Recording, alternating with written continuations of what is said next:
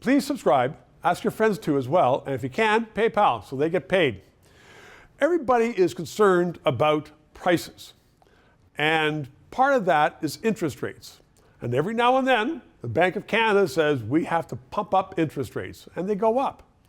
Jay Goldberg is with the Canadian Taxpayers Federation. He knows about the economy, about economics, and about politics. He joins me because I want to put the question to you.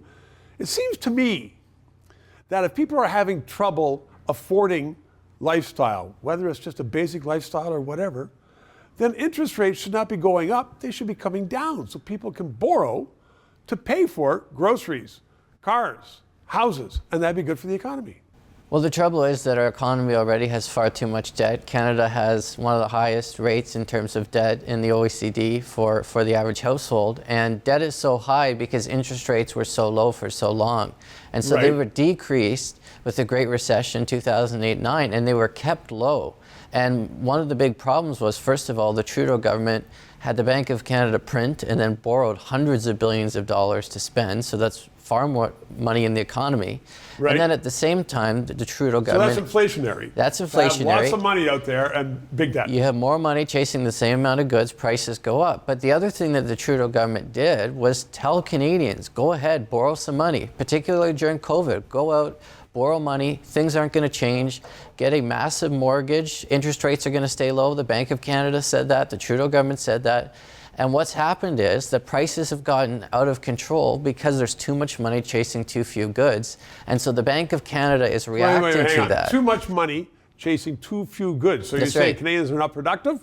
Well, we're saying you have the same amount of goods that were before. Right. And people don't eat that much more. But there's now more money in the economy chasing the same amount of goods there was before, which pushes up the price of those goods. And so that's why we need interest rates to be where they are.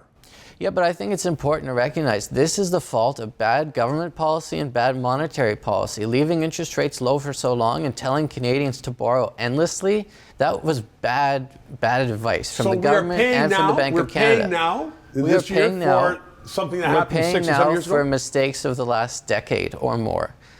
Most countries are facing this in the United States to some degree. Right. Canada is one of the worst because of how much money we borrowed, how much money we printed, and how the government still won't pull back on all of its inflationary spending, inflationary deficits, so that we can get inflation under control and not have to have these higher interest rates that we're seeing now. So with the high interest rates, it's going to wrestle into control, but this, I guess, for another day. We have to talk then about the taxes, because something else with the prices are the very high taxes. Well, so here's how we can help people get more of what we need. And lower taxes, more money. Lower taxes, more money. Perfect. 3 minutes. Thank you very much. Liberties and freedom of speech are under attack in Canada like never before.